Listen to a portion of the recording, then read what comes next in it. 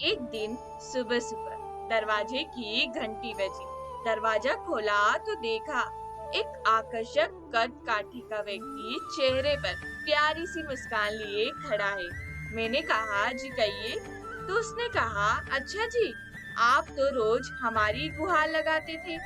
मैंने कहा, माफ कीजिए भाई साहब, मैंने पहचाना नहीं आपको। तो वह कहने लगे, भाई साहब, मैं वो हूँ जिसने तुम्हें साहेब बनाया है। अरे ईश्वर हो ईश्वर, तुम हमेशा कहते थे ना कि नजर में बसे हो पर नजर नहीं आते। लो, आज मैं आ गया। अब आज पूरे दिन तुम्हारे साथ ही रहूंगा। मैंने चिढ़ते हुए कहा, ये क्या मजाक है? अरे मजाक नहीं है, सच है। सिर्फ तुम्हें ही नजर आऊंगा मैं। तुम्हारे सिवा कोई देख सुन नहीं सकेगा मुझे। कुछ कहता मैं, इसके पहले पीछे से पत्नी की आवाज आई, अकेले खड़े खड़े क्या कर रहे हो? यहाँ चाय तैयार है, चलिए अंदर। अब उनकी बातों पे थोड़ा बहुत यकीन होने लगा था और मन में थोड़ा सा डर भी था। मैं जाकर सोफे पर बैठा ही था तो वह बगल में आकर बैठ गए। चाय आते ही जैसे ही पहले घुट पिया, मैं गुस्से से चिल्लाया, ये हर रोज इतनी चीनी।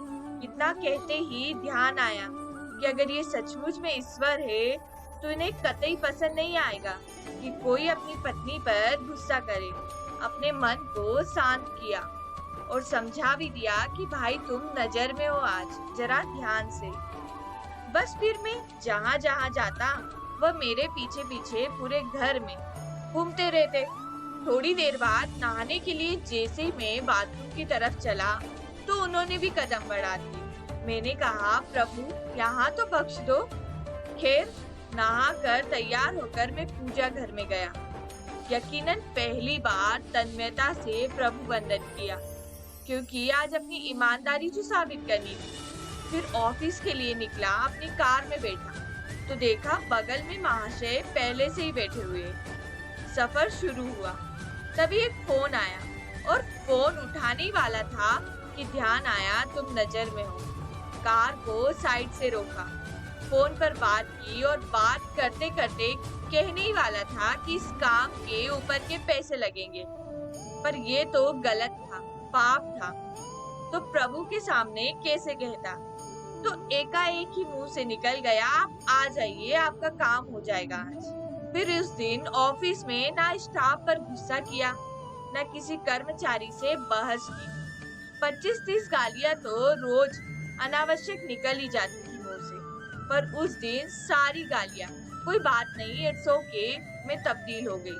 वह पहला दिन था जब क्रोध, घमंड, किसी की बुराई, लालच, अब सब बेमानी, झूठ, ये सब मेरी दिनचर्या का हिस्सा नहीं बने। शाम को ऑफिस से निकला, कार में बैठा तो बगल में बैठे ईश्वर को बोल ही दिया, प्रभु सीट बेल्ट लगा ले। कुछ नियम तो आप भी निभाए। उनके चेहरे पर संतोष भरी मुस्कान थी। घर पर रात्रि भोजन जब परोसा गया तब शायद पहली बार मुख से निकला, प्रभु पहले आप लीजिए। और उन्होंने भी मुस्कुराते हुए निवाला मुंह में रखा। भोजन के बाद पत्नी बोली, पहली बार खाने में कोई कमी नहीं निकाली। क्या बात है, सूरज पश्चिम से निकला है क्या आज? मैंने कहा, आज सूर्योदय मन में हुआ है। रोज मैं महज खाना खाता था, आज प्रसाद ग्रहण किया है और प्रसाद में कोई कमी नहीं होती। थोड़ी देर टहलने के बाद अपने कमरे में गया। शांत मन और शांत दिमाग के साथ तकिए पर अपना सिर रखा तो ईश्वर ने प्यार से सिर पर हाथ फेराया और कहा, आज तुम्हें नींद के लिए किसी संगीत, किसी दवा और किसी किताब के सहारे की जरूरत नहीं है। कब तक सोओगे? जागो अब। पत्नी की आवाज थी। सपना था शायद। हाँ, सपना ही था, पर नींद से जग गया। अब मैं समझ गया उनका इशारा कि तुम नजर में हो। जिस दिन ये समझ गए कि वो देख रहा है, सब कुछ ठीक हो जाएगा। सपने में आया एक विचार भी आपकी आंखें खोल सकता है। बस हमेशा याद रखे कि हम सांसारिक कैमरे की नहीं, बल्कि प्रभु के कैमरे की नजर में हर समय रहते हैं।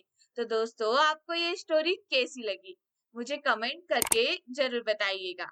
साथ ही अगर वीडियो पसंद आई हो तो वीडियो को लाइक और हमारे यूट्यूब चैनल को सब्सक्राइब कर लीजिएगा ऐसी वीडियोस के लिए।